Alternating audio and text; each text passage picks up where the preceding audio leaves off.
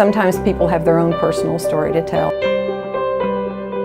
My name is Francine Eikner, and I am the district advocate for the Eliminate Project. I live here in Tyler, Texas, and I belong to the Tyler Rose City Kiwanis Club.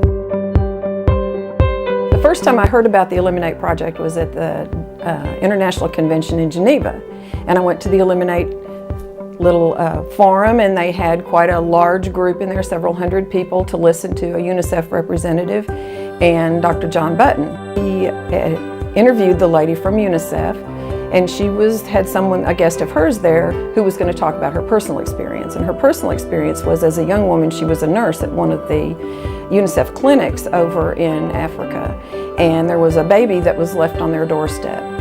And when the baby was ill, and they knew something was wrong, so this young woman had a grandfather back in the States who was a pediatrician, so they called him and he said, sounds like from the symptoms, sounds like it could be tetanus, so get on a really good regimen of antibiotics, heavy doses, and maybe we can save the baby's life. And they did.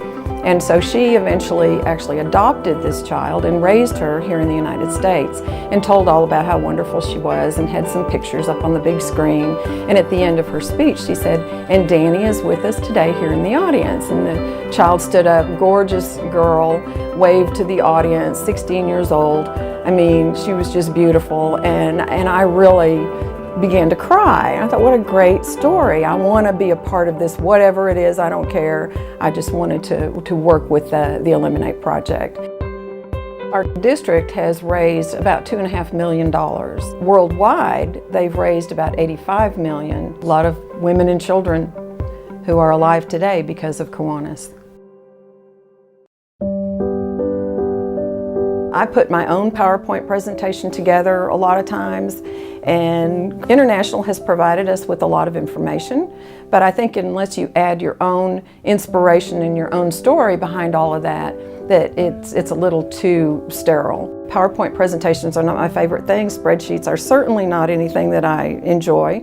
So we talk about the numbers a little bit, but then we talk about personal stories. And there was a doctor when we went to Sun City, Georgetown, who got up and spoke at the end of the program. And when she was a young doctor, she encountered an adult who had contracted tetanus. And she said it was one of the most emotional moments in her life when she had to tell the family that this patient was not going to recover, and they were going to have to take her off of life support.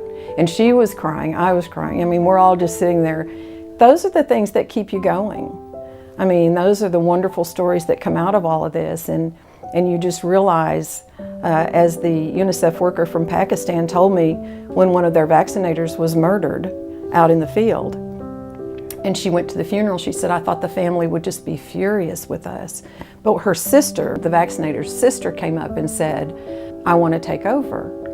And she said, I asked her, why would you want to do this? And she said, because it's that important. And that to me was like, it is. It's that important. I have a group of friends that we get together pretty often, and I talk about Kiwanis all the time. And particularly one of them, and I don't think she would mind me telling this story, they were without a church for a couple of months, and for those 2 months, she gave me the money for the Eliminate Project that they would have given to their church, because I had talked to them about the Eliminate Project and was so involved in it.